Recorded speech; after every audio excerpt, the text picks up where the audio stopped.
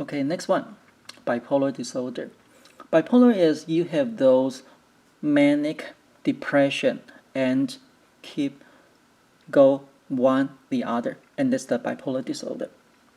And we have the bipolar 1, bipolar 2. Bipolar 1 is very typical, so they keep have those mania and depressed and mania and depressed state. Bipolar 2 is they have a little bit mania and they have the more depression. And you say, well, okay, treatments. Do we give them antidepressants? No. So we don't want to turn them over from depression to mania. That's too dangerous. We actually want the wave to become smaller. So the treatment is lithium, and this pretty popular medicine. A lot of people know they use the lithium to treat bipolar.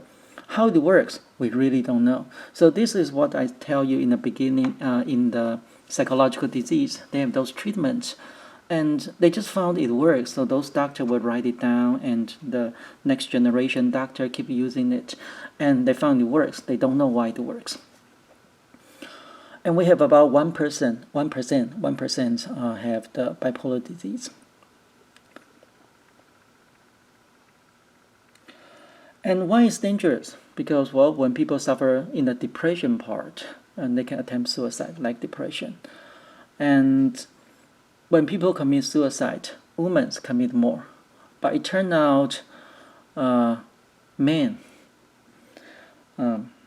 they are more, their success rate is high. I shouldn't call it success rate, but it is.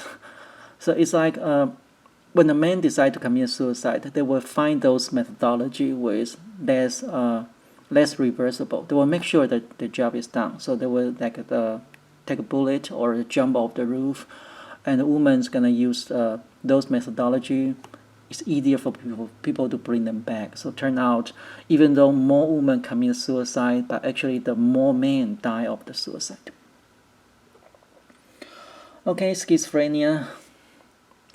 Schizophrenia is a psychological disease, and they have those bizarre behavior, social withdrawal. And in the class, when I talk about schizophrenia, and I have students ask me, oh, we have those serial killer have schizophrenia. Do they have schizophrenia? So, well, they ask, I have to look. So I go to check those serial killer, find those documents, and we found, no, actually those serial killer, they don't have schizophrenia. They have other mental disease, but apparently they know what they are doing. Like these three pictures, one of them is serial killer. Which one? Not this. This is movie star. This is a movie. They don't look like this. They look like normal people. And this guy is a serial killer. He killed more than 30 women. He admit he killed 30, but that's because the police finds 30 bodies. Let's look at this guy. Ted Bundy. He is a serial killer. So he is relatively nice looking. So this give him advantage. It's pretty easy for him to approach the victim, and because he looks trustworthy and good educated, and those women trust him, and he will take those women into his car. This is his car, and he has a package, his backpack. He has all this, and he will kill those women, molest them until they die, and then after the woman die, he will have sex with the corpse, and then he left for a few hours. He will come back and keep having sex with the corpse until the body is too damaged. Then he will go to find another victim, and he eventually the police got him and find he killed 30. The police believe he killed more. They only find 30 bodies, so he admit he killed 30 women. He does not have schizophrenia. What he has? What's this? He likes to have sex with the corpse. That's this. Necrophilia. and also have bipolar disease and antisocial. They found these people have those antisocial personality. So they don't feel other people feel. When he was torturing those women, he did not feel their pain. And also he would blame is those women, it's their fault, it's not his fault. That's very typical antisocial personality. Okay, so now let's go back to schizophrenia.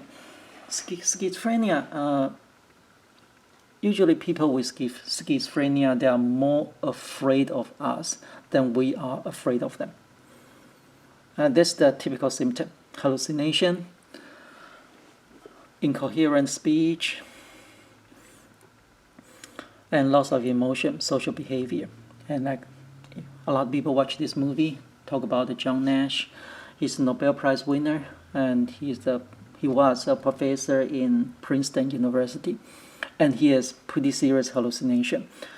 If you watch this movie, they talk about when he was in college. He tell his wife when he was in college, he has a very good roommate, and they do so many things together. They are so good friends, and it took his wife a long time to figure out actually he did not have a roommate. He lived alone. So it's all his hallucination. And he could not tell that's his hallucination. He could not tell the person talk to him is a real person or is his hallucination. And you say, how come? And you can tell the sounds come from inside and outside. But for people with schizophrenia, it's all their brain activity. And we talk about the sensory. The sensory, the sound from the outside, and after it vibrates your eardrum, it goes through your inner ear. Those hair cells vibrate, and then it will turn into the action potential. And when you reach your temporal cortex, and it's all action potential. And that's why for people with schizophrenia, they really could not tell the sounds come from the outside, come from the inside, because they are all action potential. They're as real as the sound. The sound from the inside is as real as the sound from the outside. And they have some positive symptom and negative symptom. The positive symptom is they hear something other people don't hear, so hallucination. That's the positive one. They also have some negative symptom. Negative symptom is they don't have something normal people have, like they don't have the emotional express. About 1% of the Americans have schizophrenia, and most of them diagnosed in the young adult. We have some of them, they were diagnosed when they were kids, like 5-7 years old, and so they just suddenly have it. And you say, why? How did you know they are 7? They have schizophrenia, and their parents will tell you they really look different, and they torture their pets. That's how they found. And also they have other symptoms. And this picture shows you it's gene related. It's gene related. So how do we read this picture? This tells you, okay, if you have a grandchildren have schizophrenia, what's your chance to have schizophrenia? So it's about 5%.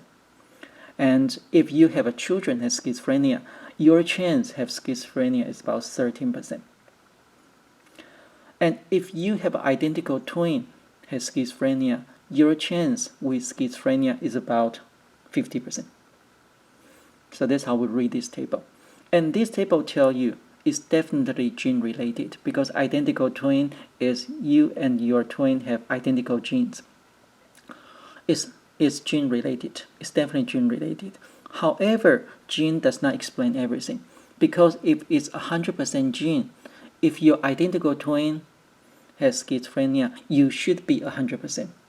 But you only have 50%, means the other 50% come from the nurture, the environment. So it's always about the nature and the nurture. You have the gene, yes, you have a high chance, but you still need to turn on that gene to have that disease.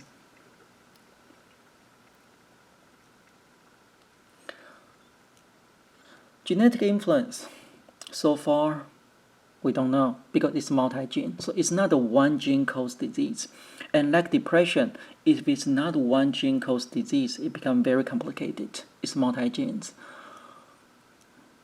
And they brain scan those people with schizophrenia and see what they found. They do find something in the brain, like abnormalities in certain area, like the hippocampus, the brain area associated with memory, and some cortical area, smaller, and also the ventricle. Ventricle are those empty space inside the brain. We have 4 ventricles. We have 2 lateral ventricle, and combined together to the 3rd ventricle in the dicephalon area. It will go to the 4th ventricle, and these ventricles have cerebrospinal fluid, and they found a little bit larger than normal ventricles. What does that mean? Well, so far we don't know yet. And also in the prefrontal cortex, the brain area to ask you to think before you make this decision, smaller neurons, few synapses. So this can explain their behavior, right?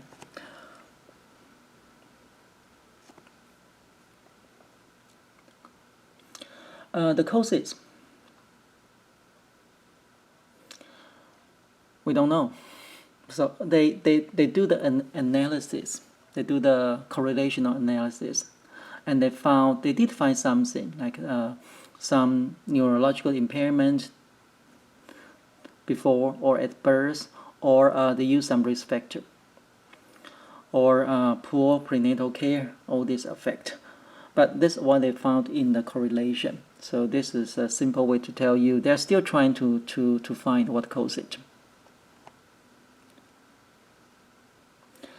Drug therapy, I have to tell you, not working pretty well. So they have some drugs for schizophrenia, but they are highly individual difference. So some of them, they don't respond well to this medicine. So drug therapy, they can use some drugs like some drugs directly work on the dopamine system. So the reason is because they have a hypothesis, say this because of dopamine. So they will use these drugs and try to block the dopamine, see if it works. Okay, let's take a short break.